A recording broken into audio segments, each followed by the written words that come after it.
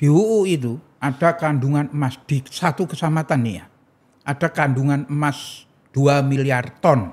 Seluruh jazirah Arab itu dikumpulin, masih kalah dengan kita. Selama ini kenapa nggak bisa? Ya kita terhambat oleh oligarki. Susah kita nih bergerak. Karena oligarki sudah betul-betul nyengkram ini, sehingga ya maaf aja, yang dipikirin kan perutnya masing-masing.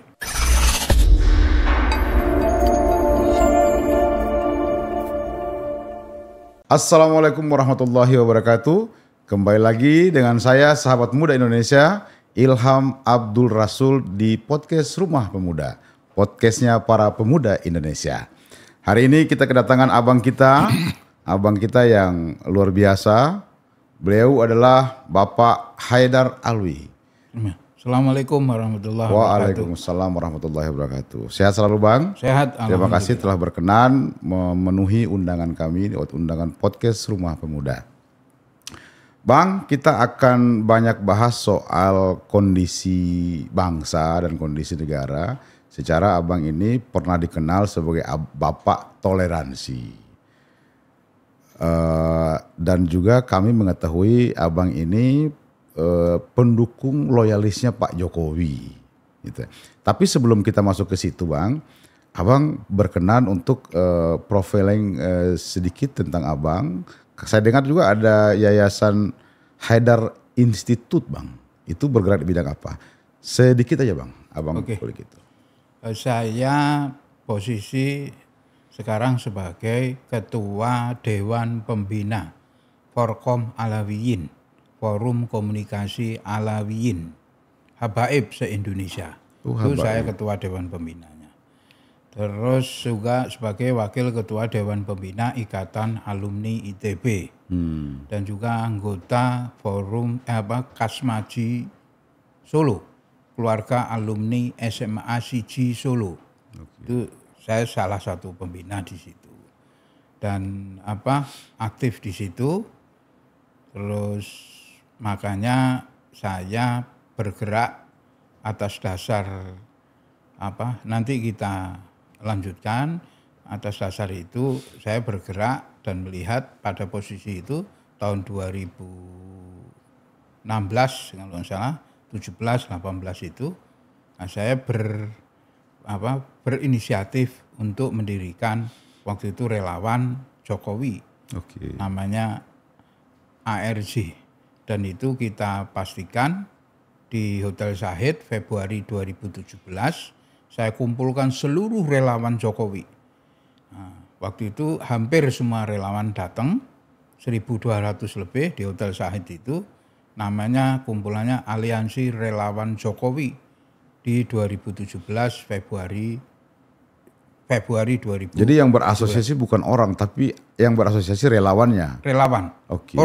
Organ. Nah itu 1.000 lebih, kalau nggak salah 1.200-an itu di Hotel Zahid saat itu. Februari 2017. Jadi, yang nggak ikut nggak salah diantaranya Projo, terus itu ada beberapa lah. Mungkin ada 10-20 yang tidak ikut di Aliansi Relawan Jokowi saat itu. Dan itu berlanjut di 2018 saya datang, ada namanya Kongres Ulama Islam Sedunia. 2018 tanggal 23 November sampai 26 November di Teheran, Iran. Pesertanya hampir 180 sekian negara-negara muslim. Ada negara-negara non-muslim juga ada yang ikut Kongres Ulama Islam Sedunia, tapi ada beberapa negara yang non-muslim yang ikut. Di antaranya Timur, terus saat itu Australia, Amerika, Eropa juga ada yang datang saat itu. Nah saya kebetulan secara tidak langsung, secara tidak resmi mewakili Indonesia. Jadi dari Indonesia yang datang saya sama waktu itu ada Gus Nuril. Soko Tunggal Abdurrahman Wahid itu. Itu saya berdua beliau datang dari tanggal 23 sampai 26 November di Teheran, terus lanjut di Qatar enggak salah. Dan yang membuat saya mati-matian quote unquote untuk melawan intoleran di Indonesia dan membela quote unquote saat itu mati-matian Pak Jokowi adalah waktu kongres itu ada beberapa wawancara, ada dari Al Jazeera, ada dari CNBC dan hampir seluruh TV dunia wawancara saat itu mungkin bisa dilihat di YouTube ada itu seluruh tokoh dunia saat itu ya. Saat itu bicara ke saya, Pak Haidar, yang saya heran itu adalah pengetahuan mereka tentang Indonesia kita ini di atas pengetahuan rata-rata rakyat Indonesia. Jadi tokoh-tokoh Islam, tokoh-tokoh dunia saat itu pengetahuan tentang Indonesia itu di atas rata-rata pengetahuan rakyat Indonesia. Saya bilang di atas kenapa? Karena saat itu mereka bicara ke saya, Indonesia kita ini, kata mereka Indonesia kamu ini, itu ke depan harus, ini persis ya, saya bilang, harus dipimpin oleh Pak Jokowi lagi. Saat itu kan 2018, sebelum pemilu. Harus dipimpin oleh Pak Jokowi lagi. Kenapa harus Pak Jokowi? Mereka tanya. Karena hanya Pak Jokowi yang mampu dan mau membubarkan HTI. HTI itu berdiri Pak Haidar tahun 1981 bulan Oktober dan lain sebagainya. Kantornya di sini lengkap dia datanya. Anggotanya sekian. Itu berkembang pesat gitu. Di zaman Soeharto Orde Baru berkembang.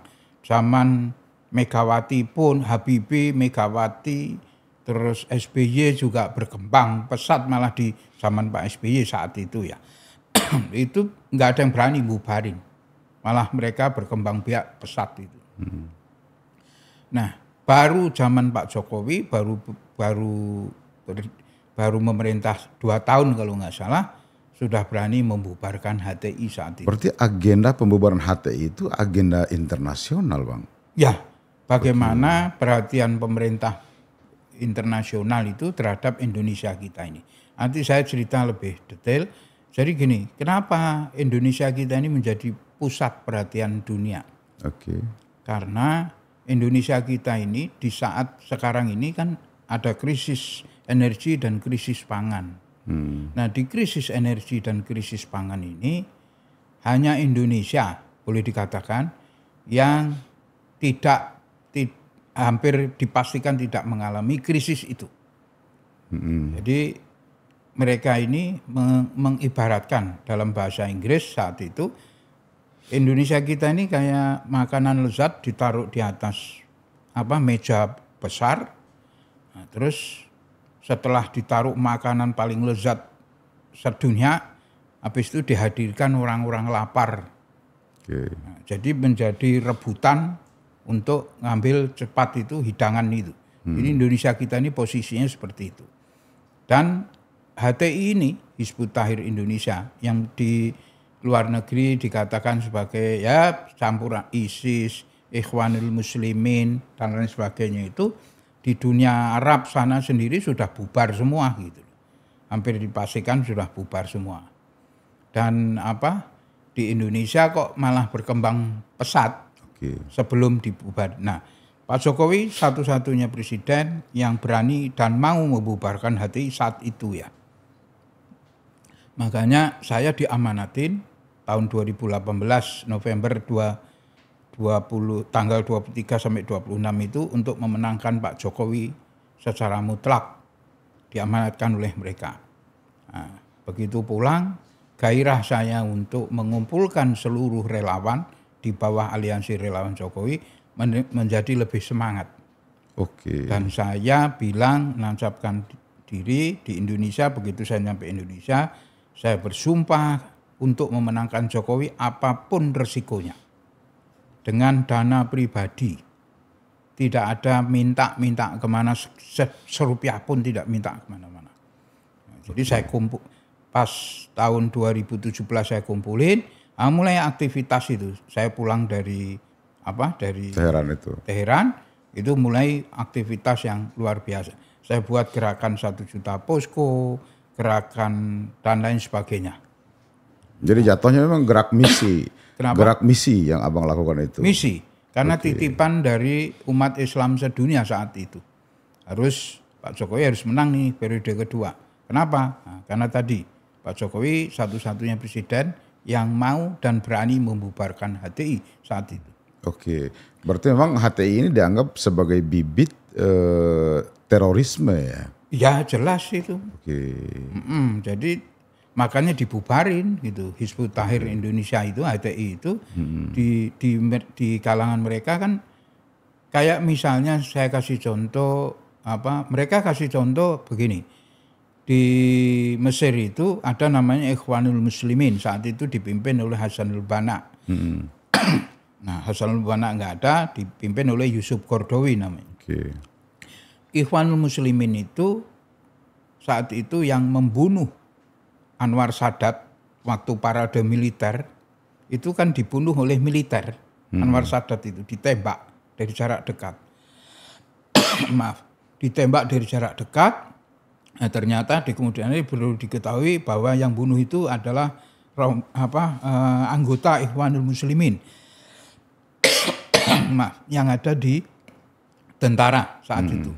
Nah, setelah ketahuan bahwa yang bunuh adalah organisasi Ikhwanul Muslimin, maka Ikhwanul Muslimin setelah itu penggantinya Sadat, Anwar Sadat dibubarin.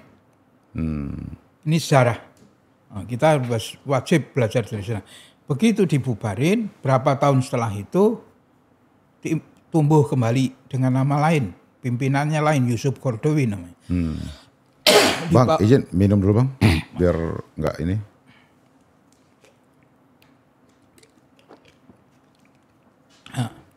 Maaf. Nah, di bawah Yusuf Qaradawi berkembang pesat sehingga mereka ikut pemilu. Istilahnya maaf. Dugaan saya kayak PKS-nya Mesir lah kira-kira gitu. Nah, ikut pemilu dan menang. Di atas 50% saat itu. Ikhwanul Muslimin ini yang dipimpin. Nah, begitu menang, Mursi jadi presiden di saat itu Mesir dari gerombolan Ikhwanul Muslimin saat itu.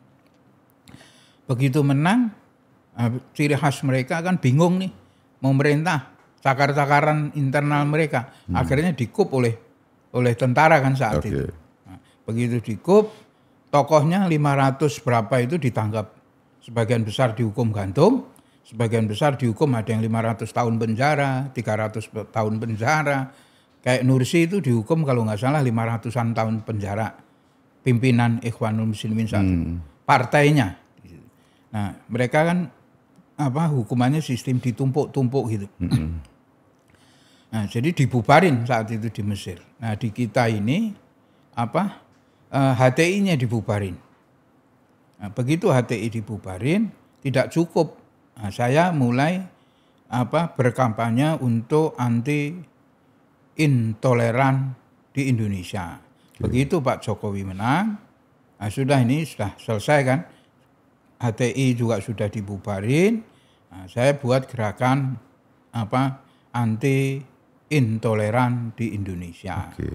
Nah, lahirlah Haidar Alwi Care, Haidar Alwi Institute untuk mengedukasi masyarakat akan bahayanya gerakan-gerakan yang mengatasnamakan agama.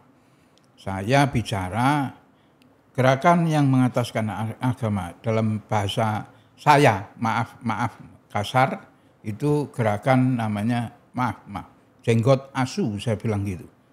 Jadi gerakan ini Khawarij ini, boleh dikatakan Khawarij itu sudah ada semenjak zaman Sayyidina Ali waktu jadi Khalifah keempat.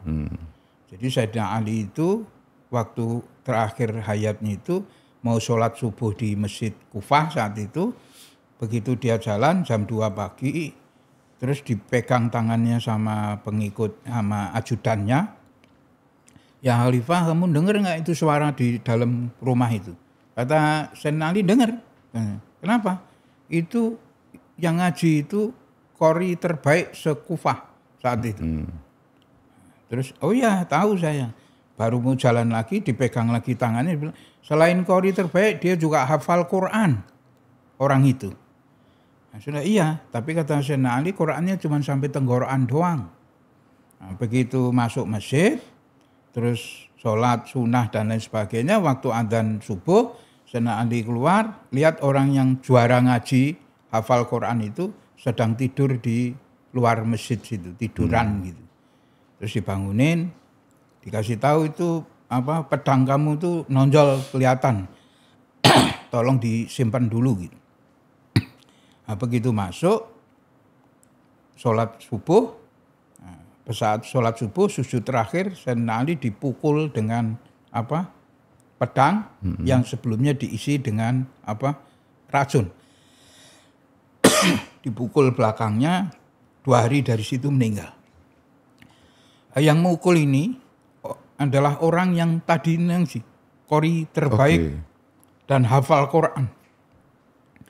Bunuh Khalifah Sayyidina Ali, mantunya Rasulullah, di dalam masjid saat sholat. Itu namanya kaum Khawaris. Orangnya cirinya khas di situ. Celananya cingkrang, jenggotnya panjang, batuknya hitam. Kira-kira begitulah. Hampir sama. Nah, kata Sayyidina Ali kepada Sayyidina Hasan dan Husain, orang-orang seperti ini akan berkembang biak ila yaumil qiyamah, sampai kiamat juga berkembang biak gitu. Nah, dasar itu saya merasa bahwa Indonesia harus bersih dari kaum intoleran. Harus bersih dari kaum intoleran. Kenapa? Karena memang Rasulullah ngajarinnya begitu. Nggak boleh ada intoleran di situ. Rasulullah itu pernah bangun masjid Nabi. Pada saat selesai masjid Nabi, orang Nasrani bilang, tak pinjem masjidnya buat ibadah kami, boleh nggak? Boleh, kata Rasulullah. Dipakai lah. Terus berapa saat dari situ orang Yahudi juga, orang Kristen dipinjemin, masa saya enggak dipinjem. Saya bilang coba di Indonesia, boleh nggak masjid pinjem sebentar, kami belum punya gereja di sini. Tak pakainya untuk ngaji kami lah, belajar kami. Kan bisa perang itu. Dong orang Nasrani kejadian baru-baru ini di Bekasi aja, orang cuman doa aja dilarang, dianggap nggak punya izin, apalagi sampai ke situ. Nah, itu di luar ajaran Rasulullah menurut saya. Rasulullah ngajarinnya nggak seperti itu. Rasulullah ngajari toleransi itu mutlak, full. Saudaramu, kamu ini punya saudara 2, saudara seagama dan saudara sebangsa. Itu kedudukannya hampir sama. Itu yang diajarin Rasulullah dan itulah Islam yang rahmatan lil alamin menurut saya. Baik Bang. Luar biasa pemahaman Abang soal toleransi itu.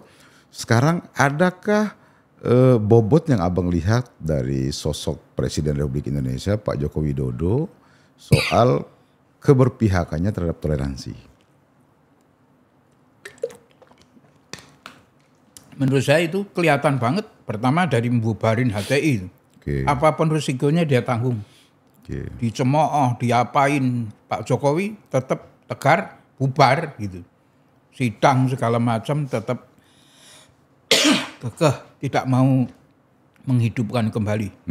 Dan mereka berusaha untuk menghidupkan sel-sel itu sama aparat ketahuan gitu, langsung disikat gitu. Dan itu atas perintah presiden tentu. Nah, artinya Pak Jokowi clear bahwa tidak boleh ada intoleransi di Indonesia. Di Indonesia. Itu menurut saya luar biasa. Itu satu perspektif Bang. Artinya tetap dijaga persatuan dan kesatuan, apapun agama, apapun suku, Indonesia merah putih. Gitu ya Bang ya, kira-kira ya. Dalam perspektif yang lain, misalnya perspektif, karena kan ujungnya pemerintahan itu adalah kemaslahatan bagi seluruh umat manusia atau kesejahteraan bahasa yang kekiniannya gitu Bang. Apa yang Abang lihat dari sosok Pak Jokowi terkait dengan agenda mensejahterakan rakyat Indonesia? Gini, kalau kita belajar dari negeri Cina, negeri Cina itu kira-kira 20 tahun yang lalu belum ada apa-apa. Masih miskin, masih terbelakang 20 tahun. Di bawah Jiang Zemin saat itu apa yang dilakukan Xi Jinping itu jelas. Jadi negara kalau mau maju, infrastrukturnya harus maju dulu. Itu mutlak. Entah dengan negara membiayai atau dengan tol, swasta dan lain sebagainya itu urusan lain. Urusan lain, betul. Paling tidak menurut pandangan saya bahwa Pak Jokowi sudah menyiapkan infrastruktur dengan baik. Entah itu dikritik caranya dengan jualan tol atau apapun namanya, terus diprivatisasi misalnya, itu debatable. Nanti kita bahas. Tapi yang intinya Pak Jokowi sudah berusaha untuk menciptakan infrastruktur yang baik. Sehingga internal dari provinsi ini ke provinsi itu menjadi gampang, sehingga biaya logistik itu bisa kita tekan. Itu intinya. Harus distribusinya jadi pendek lah. Ya, harus distribusinya jadi pendek. Saya dulu kalau dari Palembang mau ke Jakarta itu butuh waktu sekitar 18 jam lebih. Nah, sekarang ini 8 jam, 10 jam juga sudah bagus. Dan saya dengar kalau Pak Jokowi itu sempat waktu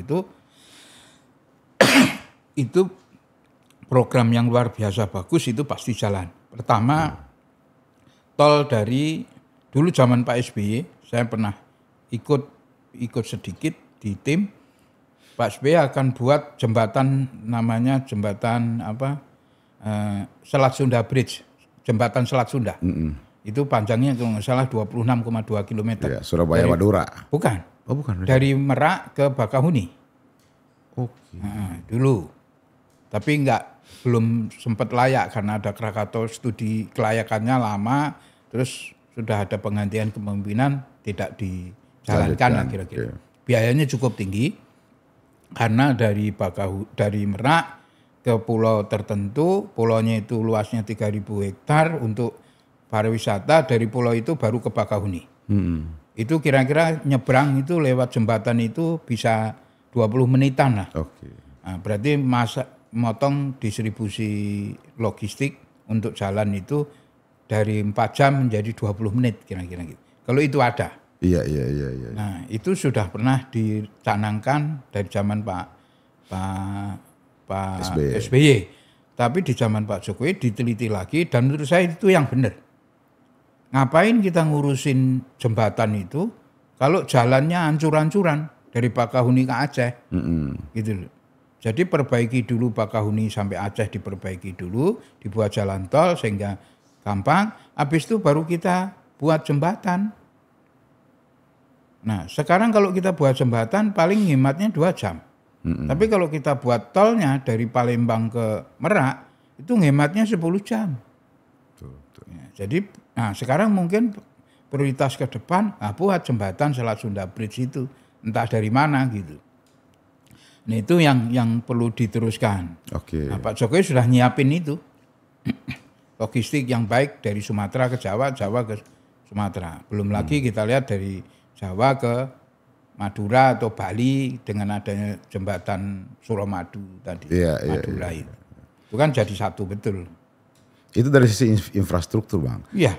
Tetapi banyak juga ahli-ahli ekonom yang menyebutkan bahwa akibat dari pembangunan infrastruktur yang bombardir yang dilakukan oleh Pak Jokowi, akibatnya adalah utang negara menjadi meningkat drastis tuh, Bang.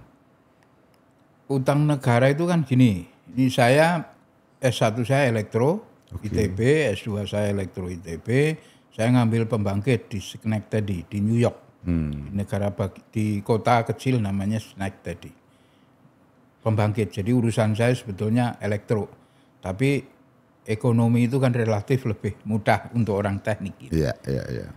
Buat saya utang negara selama masih ada kemampuan untuk bayar, terutama Indonesia ya, itu is no problem. Apalagi perbandingan GDP rasionya masih jauh. Nah, kayak misalnya gini nih, gampangannya nih, saya punya penghasilan 20 juta. Gitu. Saya bisa mampu mencicil itu. Batas tidak boleh lebih dari 30% dari penghasilan saya. 30% kan berarti nggak boleh lebih dari 6 juta. 6 juta. Nah, kalau sudah lebih dari 10 juta, nah itu bahaya. Penghasilan saya 20 kok. Ngutangnya nyicilnya tiap bulan jadi 12 juta kan kacau itu. Iya. Nah, itu masih jauh kalau kita lihat itu. Artinya negara ini mau ditambah, kasarnya ngomong, mau ditambahin 2 kali lipat dari sekarang pun kemampuan untuk bayarnya masih cukup aman. tinggi. Oke. Itu yang pertama. Yang kedua, ini yang perlu saya sampaikan di broadcast yang luar biasa bagus seperti ini, ada sesuatu waktu saya di New York saat itu di Schenectady, saya baca artikel.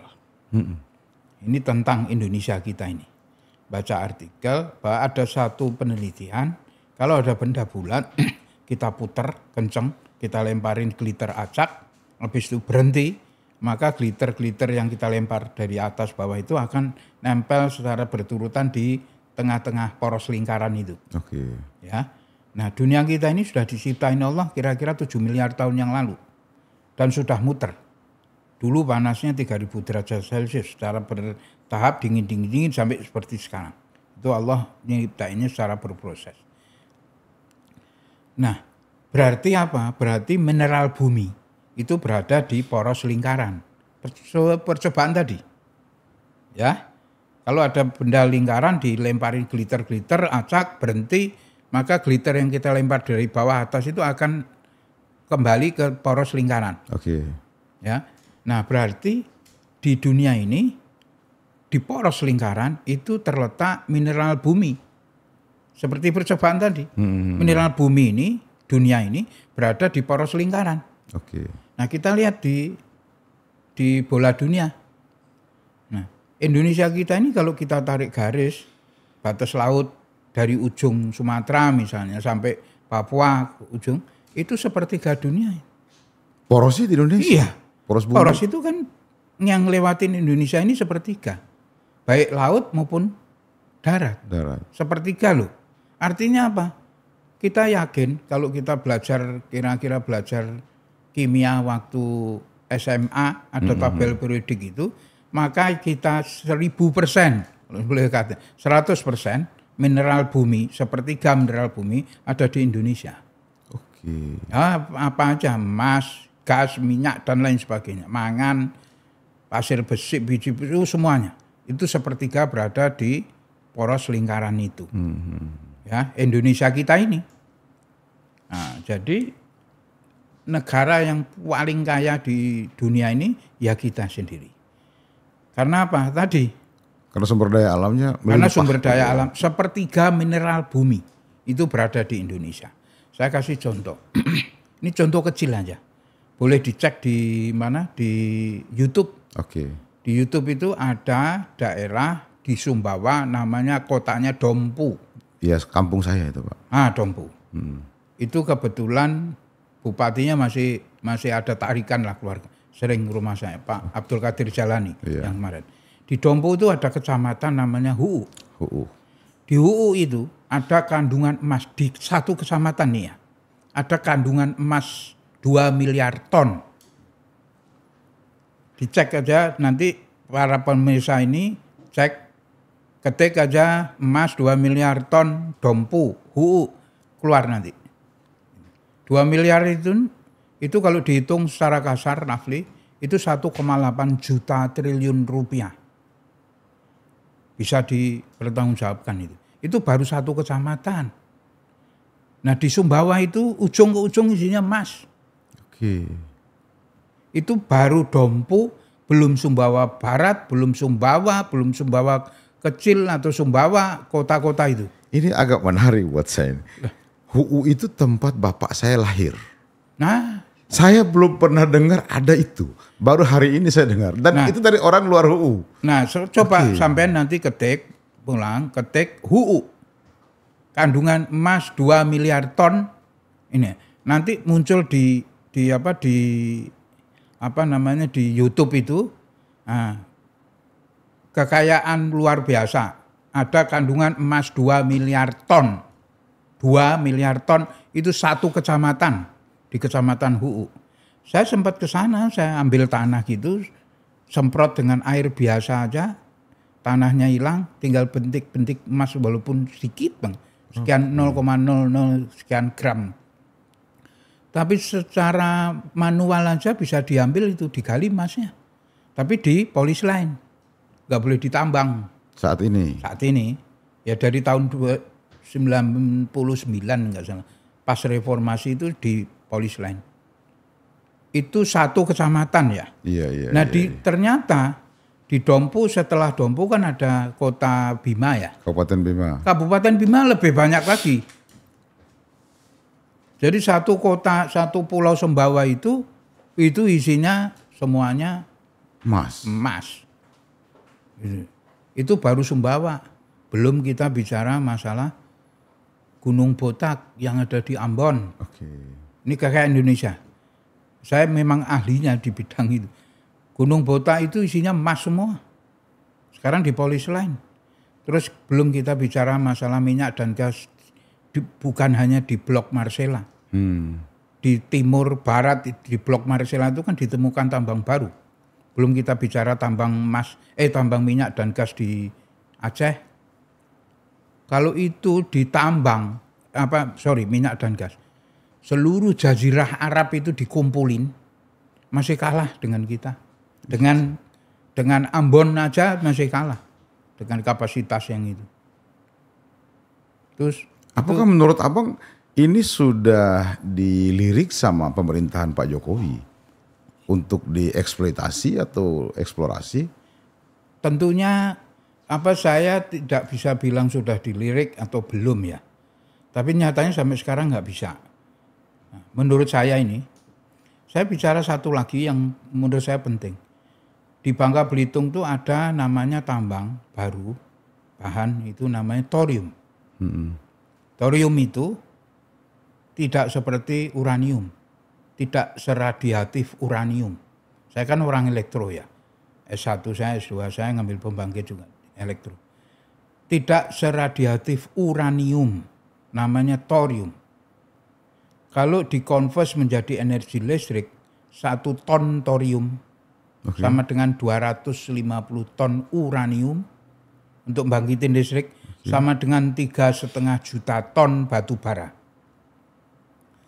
Sama kalau jumlah thorium yang tidak seberapa yang ada di Bangka Belitung itu, ya, itu dibakar, dikonvers menjadi energi listrik. Ya, dibakar, dikonvers menjadi energi listrik, maka bisa untuk mencukupi kebutuhan listrik dunia. Selama 1.200 tahun. Masya Allah. Itu lihat tuh ada di YouTube. Jadi omongan saya ini bukan omon-omon kata Pak Prabowo, enggak. Dicek aja di YouTube ada kok. Ketik aja thorium Bangka Belitung nanti keluar. Berapa tahun? 1.200 tahun. Emas, Dompu, HUU keluar 2 miliar. Itu satu kecamatan. Ya. Itu nilainya. Kalau kita bagi seluruh penduduk Indonesia 287 juta penduduk Indonesia, satu bulannya bisa dapat 187 untuk juta kekayaan rupiah. Satu kecamatan. Satu kecamatan doang. Okay. Nah, belum kita bicara gas, minyak di daerah sana timur. Nah, sekarang kita bicara. Banyak orang nanya, lah terus kenapa nggak ditambang? Kenapa nggak dihasilin? Kenapa nggak dibagiin ke rakyat hasilnya? Nggak bisa. Kenapa? Kalau thorium tadi ditambang, maka seluruh pembangkit yang pakai batu bara mati. Gitu. Jadi pembangkitnya memang harus diganti. Nah, itu nggak mau. Kenapa? Karena pengusaha tambang batu bara itu oligarki semua. Nanti oligarki mati semua itu. Kalau misalnya thorium itu dibangkitin. Terus emas. Kalau memang HUU segitu kenapa nggak ditambang aja? Nggak bisa. Karena regulasinya nggak bolehin. Saya bilang kalau saya dikasih kesempatan itu boleh. Lewat apa? Lewat koperasi. Jadi caranya gimana? Itu kumpulin rakyatnya itu. Atau orang Indonesia kumpulin. Kasih aja 2 hektar. Pakai koperasi. Jual ke pemerintah emasnya. Masing-masing suruh nambang. Itu ditambang biasa aja bisa kok. Tapi jangan pakai izin internasional lewat ESDM. Lewatnya apa? Lewat koperasi. Dibolehin tambang rakyat. Jadi Mas Ilham saya kasih 2 hektar, terus Mas siapa lagi saya punya 2 hektar. Seluruh penduduk Sumbawa itu kasih aja 2 hektar suruh nambang. Caranya gimana? Tambang tradisional aja bisa. Hasilnya dibeli oleh pemerintah. Nah, baru distempel Antam kayak atau apa kayak kan bisa. Iya. Kalau kita mau kita bisa. Tapi selama ini kenapa nggak bisa? Ya kita terhambat oleh oligarki. Susah kita nih bergerak. Karena oligarki sudah betul-betul nyengkram ini. Sehingga ya maaf aja yang dipikirin kan perutnya masing-masing. Iya. Golongannya, oligarkinya, bisnisnya. Nah, rakyat yang terjadi apa? Rakyat maling-maling. Nambang emas itu kan maling semua. Iya. Tambang kecil-kecil nanti di laut. Takut sama aparat, nanti ketahuan ditangkap, di penjara.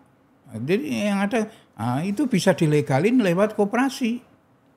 Buat aja koperasi, setiap rakyat dapat. Yang ngatur ini negara kita, bukan negara luar. Betul. Kita yang ngatur. Regulasinya dipasang dari pusat, dari Menteri SDM, buat regulasi baru. Termasuk penambangan batu bara. Kan banyak orang yang punya rakyat yang punya batu bara, tapi nggak bisa nambang, diambil oleh penambang-penambang besar. Ya, dia 10 hektar, 20 hektar, 100 hektar punya rakyat itu, punya ulayat, punya warisannya segala, nggak bisa nambang, diambil oleh pengusaha-pengusaha gede, oleh oligarki. Nah, kalau regulasinya dibuat, bisa aja rakyat boleh lewat koperasi terus. Nanti jualnya juga ke orang, nggak bisa jual sendiri juga rakyat. Kalau itu yang terjadi, wes Indonesia makmur. Bayar utang 2 hari aja kelamaan. Iya. Kira-kira gitulah maksud saya. Iya. Belum kita bicara minyak, belum kita bicara gas. Saudi itu, ya, Saudi dulu saya pikir itu paling quote unquote paling bodoh itu Arab lah. Gambarannya naik onta segala macam. Sekarang apa yang terjadi? Pinter mereka. Kenapa? Itu kekayaan alam mereka itu namanya diijon lah. Dihitung, minta Eropa ngitung berapa sih jumlah minyak dan gas mereka. Habis itu di sovereign wealth fund namanya. Itu ngijon namanya. Diijon, dihitung, oh jumlahnya sekian. Nah kamu beli $10 aja, harga normalnya misalnya 200. Kamu bayar sekarang $10. 10% aja bayaran sekarang. Tapi ngambilin sampai 40 tahun yang akan datang. Itu bisa 10% doang dari minyak bisa dapat $20 billion. Duitnya kemana? Ya sekitar $20 miliar lah. Duitnya dipakai apa? Lihat Saudi. Dipakai untuk membangun Mekah, Madinah, rel kereta api, semua dipakai untuk infrastruktur. Duit tadi nggak ngutang, ngijon. Jadi ngijon itu kira-kira kayak saya punya sawah nih 1 hektar padi, setahun 10 ton. Nah saya baru nanam sekarang, saya butuh duit buat bayar anak sekolah 5 juta. Nah saya ngomong sama Pak Ilham, saya jual deh beras saya 1 ton. Kan normalnya 10.000, 10 juta. Saya jual sekarang, bayarnya sekarang, ngambilnya tahun depan. Berapa? Separuh harga, 5 juta. Sini duitnya. Nah, jadi nanti setelah panen Pak Ilham dapat 1 ton. Tapi saya dapatnya separuh harga. Itu namanya sovereign wealth fund. Atau ngijon lah. Nah Indonesia ini kalau mau kita mengujon 0,0 sekian persennya aja sudah bisa untuk bayar utang. Kalau kita mau. Apa? Dari tambang minyak, gas, tambang emas. Oke, saya highlight Bang. Kalau kita mau, siapa yang harus punya mau itu Bang? Pemerintah dong. Presiden. Presiden. Apakah Abang juga melihat bahwa udah terlalu kuat cengkraman oligarki dalam sistem politik kita, sehingga mengubah regulasi itu pun menjadi sulit? Jelas, nggak ada kata-kata lain. Cengkraman oligarki sudah terlalu kuat sehingga ya dibuat seperti Amerika lah. Amerika itu kan presidennya juga nggak bisa apa-apa. Paling kebijakan yang umum aja perang gitu. Tapi kebijakan ekonomi yang ngatur the Fed. Semua yang ngatur mereka, oligarki. Itu semua orang tahu. Mana bisa Amerika menentukan diri sendiri untuk strategi ekonomi. The Fed semua yang ngatur. Nah, Indonesia kalau mau bisa. Jelas sih. Bapak melihat ada karakter Pak Prabowo untuk melawan itu? Oh jelas, Pak Prabowo sudah dari awal Punya mental itu beliau. Punya mental itu. Pak Prabowo top. Pak Prabowo sudah tidak butuh apa-apa untuk sekarang. Dia hanya butuh untuk mensejahterakan rakyat saja. Oke. Sehingga apa? Sehingga dia kalau melakukan apa untuk kepentingan rakyat, saya pastikan mau. Saya pastikan Pak Prabowo mau.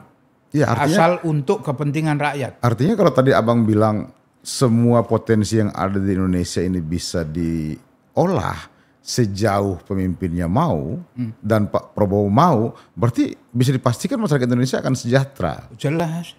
Oke. Mudah-mudahan, saya sampai merinding saya. Betul-betul. Kita doakan bersama Kita Bang. doakan, bukan hanya doa. Kita doakan, kita dorong Pak Prabowo untuk mau berbuat ya, untuk kepentingan rakyat sehingga rakyat bisa sejahtera. Oke. Itu saya bicara tambang. Saya bicara ikan lebih sadis lagi. Ikan ya. Karena Indonesia kita ini lautnya terletak di Katulistiwa. Nah, bumi kita ini kan dulunya panasnya 3000 derajat Celcius. Allah butuh waktu kira-kira 3 miliar tahun untuk ngantemin bumi dengan meteor dingin. Sehingga dingin, meteornya itu minus 1000. Penciptaan bumi ini. Oke. Jadi dari panas 3000 derajat Celcius setelah agak dingin baru Allah ciptain atmosfer. Sehingga uap bumi ini yang panas ini naik ke atas turun dalam bentuk air hujan. Hujan kita ini 3 miliar tahun. Dunia kita ini dihujan. Sebelum ada daratan ini isinya dunia ini lautan semua. Saya kalau dengar Abang ngomong ini udah kayak dengar Agus Mustafa ngomong tasawuf modern. Oh, saya enggak pendekatannya sangat saintifis. Saya enggak pernah. Oke. Enggak pernah ngikutin. Nah, jadi dunia kita ini karena terletak di poros bumi, ya lautnya hangat. Oke. Jadi uap bumi yang di dalam magma namanya itu, yang 3000 derajat tadinya itu di tengah-tengah bumi ini, itu keluarnya uapnya itu lewat poros bumi. Jadi lautnya hangat.